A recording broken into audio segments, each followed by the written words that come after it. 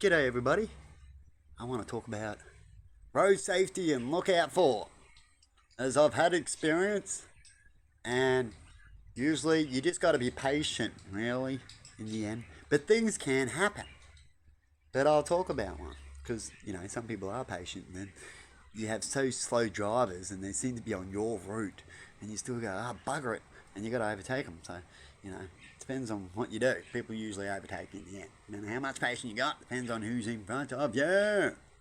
And I want to talk about when you overtake trucks and on certain roads, like back roads and stuff like that. Not really highways, just back roads, this one will go with. And when you can overtake. And in rainy conditions. So we'll add all bad conditions into it. Because I've been there, as I talked about when it comes to a truck one.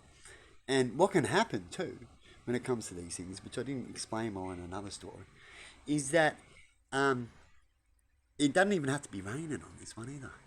Is that you have roads and they bend like this. They go like that, and they just go a little straight. And they go straight for a bit there. And then you'll have another one that's just a slight bend and then another slight bend and it goes like that. Yeah. But sometimes on these roads, they allow you to, and you can't quite see. It depends on trees and stuff too. Trees grow bigger and that since they've done lines and they just keep doing lines and not thinking about what's grown around.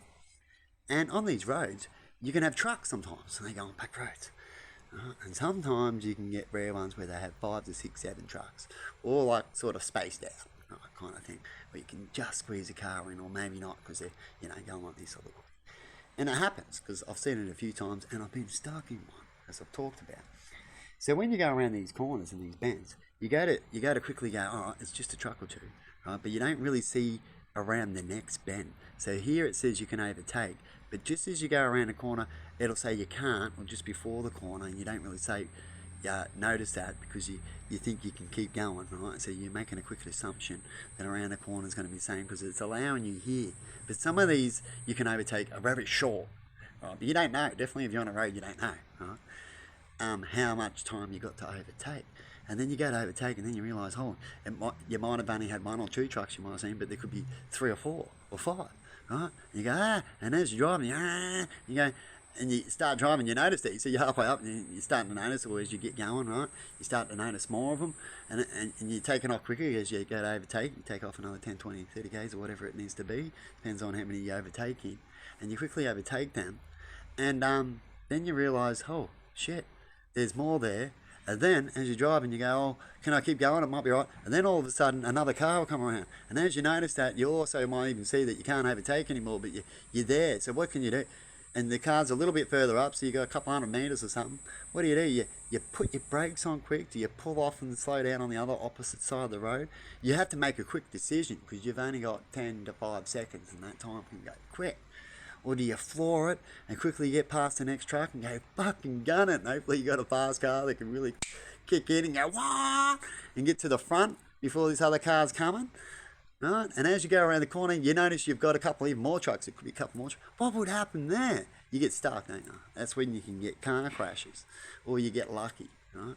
And you have to make either one of those decisions, as we're seeing car ads as they go to overtake and they're like, and he locks up. You don't want to lock up going over 100 kilometres or 80 really, anything over street speed. Oh, talking about street speed, why do you think people have accidents in the street? Right? I always say to people, you're going to have an accident, more likely a bad one, if you should be involved in a bad accident. More likely it should be on back roads and when you're going over 80 or 100, right? Because it's hard to stop quick, as we don't have vehicles that can stop quick in the speed it does, right? Once we can have vehicles that can stop the speed they do, we'll be able to do more speeds better, right? When we can have a vehicle can control itself a bit better, right? But we don't have that kind of thing. We have vehicles that can't really help control themselves. We've got computers now that help out with that, which is good because my computer helped out a few times too in certain situations where I had a blowout and the whole rim broke and that, and your car goes to swerve. It did help that I had stable support system kicked in for me, right? So I had to just brake normally like you do when you go to stop quick. And you should just stop as quick as I can. So cars can help you out with stability support because I remember the light lighting up, which it allows it to brake for you a little bit to help so you don't fucking lose it. Right? So those things do help. Right? And when I finally had it happen, it helped, and I had a person with me, and that helped. It handled it quite good, and it's like, yeah, well, it's know-how, and as well as the vehicle. The vehicle doesn't do everything for you, but with the know-how and the help, it makes it really like nothing happened really, except the bumping around, right? We pulled over, because that's what it was like nearly, right? And me just swerving me steering wheel, keeping control a little bit to go with the car doing the same thing. But anyway, I thought I'd chuck that out because it might help people out there to think about when it comes to road safety. Oh, back to the city. Actually, before I go, I nearly got off track for a second. Yeah, it should never be dangerous unless people are rev heads or on drugs, right? And even when they're on drugs, they must be driving too quick or something like that. Because if you're under 60 and you hit someone, it's not too serious, even at 60. Like, at 60, it's sort of serious, and usually they break a little bit, so you're hitting at 30 or 40 or something like that, right? Like what you do when you're out the roads, when you break a bit, you end up hitting at 80 and stuff like that. You don't get to brake long enough in a lot of cases, so you hit hard, right? And so when you see big accidents in the street, that's just usually people on drugs and being rev heads, or just being rev heads, as far as I'm concerned, and they have massive accidents, probably doing big burnouts, going way too quick, doing the Fast and the Furious. See, I watched a couple of them, and I like cars and that, and I thought it was cool, but I stopped watching them because they're all the same, and it promotes bad, that show, so I don't particularly get into that. I've only watched a few of them, and I know a few people don't get into it anyway because they don't like cars. But I thought it promoted bad as well, and I wasn't getting into that at that time. Actually, I was all getting out of the being like that, right? And so I stopped watching it. But if people watch it a lot, it can encourage them, like I talk about when it comes to shows and what's around you and what groups you hang around with.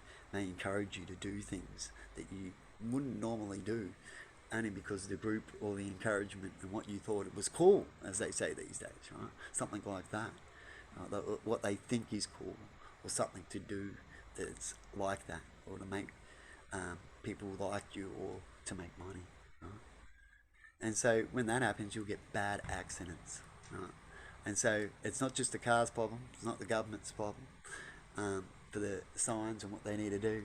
It's either the parents or the people that are around them and the influence they absorbed. So if it's the influence they absorbed only, right, and that can happen if all the influence is similar, which I've talked about the government needs to be the big daddy. Otherwise, if they're not doing certain things and people know that, and they're using tricks and loopholes and stuff like that, then everyone's going to do it because Big Daddy's doing it. Don't tell me you can't do it. You're doing it, Daddy. Huh? And it makes it harder. And definitely when Daddy goes, don't do what I say, just do what I do.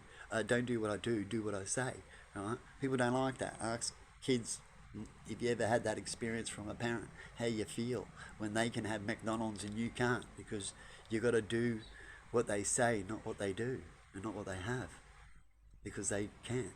Right? And so you'll grow up and go, well, that's what happened to me. I'm going to do the same thing when I'm poor.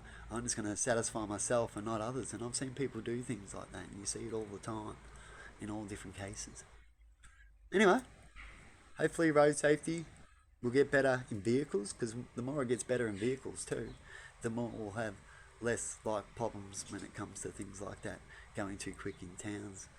You know, there's some things I hate when it comes to control with vehicles, but then maybe there's some things you can have where maybe like a bubble in a city, say there was a bubble of energy, it's just a quick theory and an idea, and you can use it in all sorts of ways. But you imagine like a bubble that when you come into city areas, that your car can be shut down or go through certain things because you're in this bubble, and it's to help the safety of the bubble so people don't get run over in there and all that stuff from some idiot wants to be cool. Right? If you want to be cool, go be cool out in a racetrack. Go be cool at least out of town. That's what I try at the most. If you want to go, I want to get some speed out and take my own risk, you drive by yourself too. I did that when I did stupid shit mostly, right? And you go get your thrill as safety as possible, the best way as possible. And if you can afford things, then go do it the way that I talked about at tracks and areas where you're allowed to do it, right? Anyway, I don't encourage to do it. I'm just talking that what humans do behind the scenes, and it's their choice of what they do. And when they do it, it's their fault if they get caught. It's their risk in it when you do stupid shit.